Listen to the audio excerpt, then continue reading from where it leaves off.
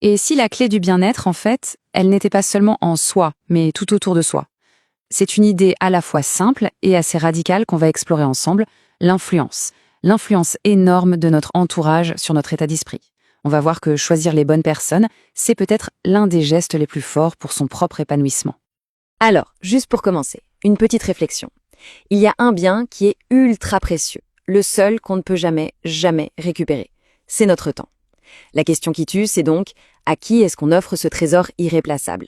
C'est vraiment de l'acte tout part. Quand on parle d'entourage, on pense tout de suite aux amis, à la famille, aux collègues. Mais en fait, ça va beaucoup plus loin. Il faut voir le cercle social comme un véritable écosystème personnel. Et dans un écosystème, qu'est-ce qui se passe? Soit les choses grandissent, s'épanouissent, soit au contraire les ressources s'épuisent petit à petit. Et c'est ça, le point crucial, il n'y a pas de terrain neutre. Chaque relation a une influence. Soit elle nous pousse vers le haut, soit elle nous tire vers le bas. C'est aussi simple que ça. Le vrai challenge, c'est d'arriver à voir lucidement dans quelle direction chaque relation nous emmène. Bon, maintenant, abordons la partie un peu plus délicate. Parce que pour construire un cercle positif, il faut d'abord oser regarder ce qui ne va pas. Identifier les éléments, disons, toxiques. La toute première étape, elle est incontournable, c'est de prendre conscience des relations qui nous pompent toute notre énergie.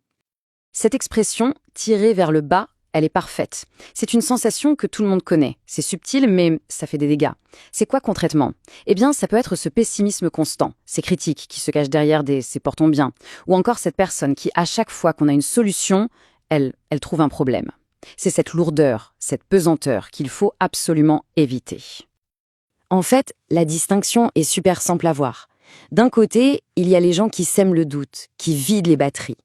Et de l'autre, il y a ceux qui inspirent, qui encouragent, qui sont là. C'est pas juste une petite différence, c'est radical. Et c'est là qu'arrive la notion d'urgence. Parce qu'on ne parle pas juste de confort émotionnel, d'être bien ou pas bien, non. Chaque minute passée avec des personnes négatives, c'est une minute de vie qui est partie. Pour toujours. Le compteur tourne et le temps est une ressource limitée. Voilà pourquoi c'est si crucial. Le temps, ce n'est pas juste des secondes qui passent, c'est du potentiel pur.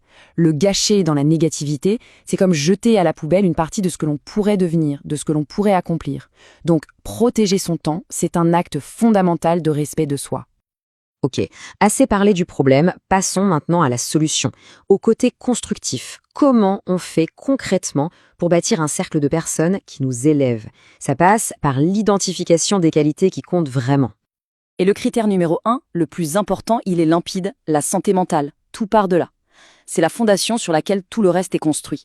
Une relation saine, c'est une relation qui contribue activement à cet équilibre. Ce n'est pas une option, pas un bonus, c'est l'objectif fondamental. Alors concrètement, ça veut dire quoi une personne inspirante? C'est quelqu'un qui est bon pour le moral, quelqu'un qui élève, qui rend heureux. C'est la personne qui fait qu'on se sent bien dans sa peau, qui fait ressortir le meilleur de soi. C'est celle qui célèbre les victoires et qui ne lâche pas la main dans les galères. L'effet de sa présence, on le sent. C'est tangible. Et ça, faire ressortir le meilleur de soi-même, c'est probablement le plus beau cadeau qu'une relation puisse faire. Les bonnes personnes, elles n'essayent pas de nous changer. Elles nous aident à devenir la meilleure version de nous-mêmes. Elles sont comme un miroir qui nous montrerait tout notre potentiel. Ce qui nous amène à un point super important. Tout ça, ça ne tombe pas du ciel. On ne tombe pas sur un entourage parfait par hasard.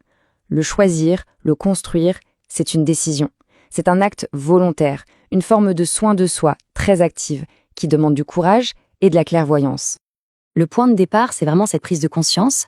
L'impact de l'entourage est tellement énorme que le fait de choisir activement avec qui on passe son temps, eh bien, ça devient un pilier d'épanouissement personnel. Alors, comment on passe à l'action? Le plan est assez simple, en 3 étapes. 1. On regarde honnêtement son cercle actuel, sans se voiler la face.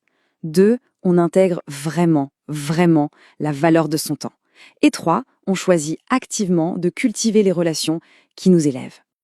Et pour finir, voilà, une question à se poser. Vraiment. Qui, dans la vie de chacun, aide à grandir?